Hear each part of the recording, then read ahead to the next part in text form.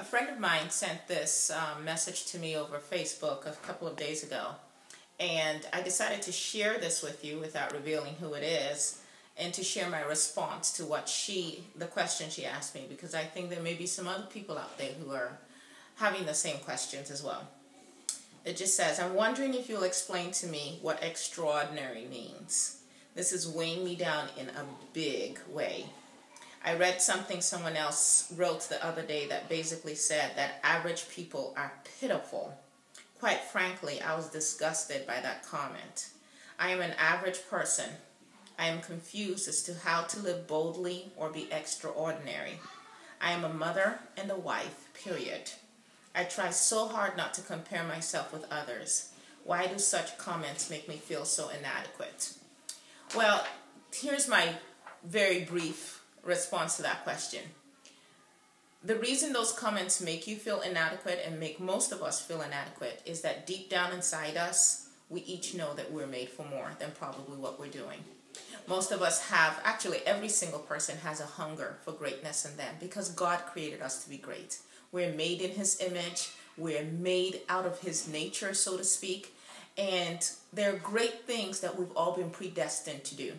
And so whenever we feel we're not living up to that, then those kind of comments definitely will rub us the wrong way or stir us up in a way that causes us to start to take different actions. But let me also say this, that we do live in a culture that defines extraordinary maybe in ways that feel out of reach for many of us.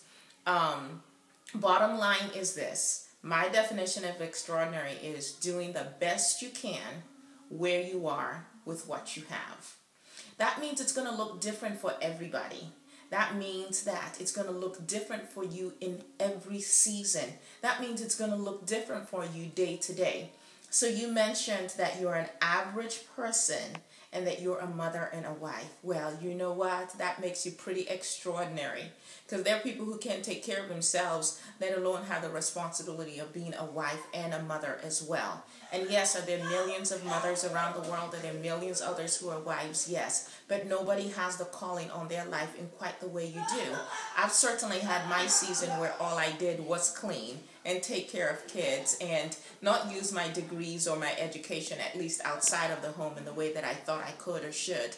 But you know what? God used even those times to sharpen me and to make me a better person and to show me that there's value and purpose in what I was doing, even in raising my children, even in keeping my home clean, even in doing the 10th load of laundry that week. You know, that all of those things were actually disciplining me for where He wanted to take me. And so I would say, do not despise where you are.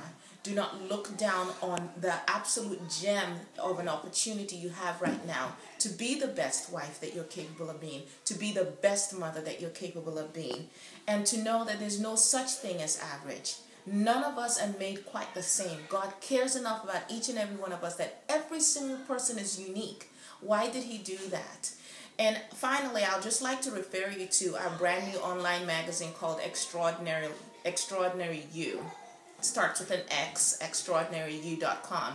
And in that magazine, you're going to find stories of quote-unquote average people who nonetheless have a purpose in their lives and have the courage to pursue that purpose. And again, remember this, there are seasons in everyone's life, okay?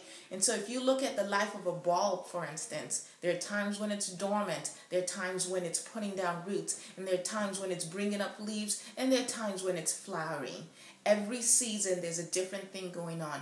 So honor who you are, honor the gift that God has given to you, and know you do not need to compare yourself to anyone else, because you are unique, and there's no one quite like you.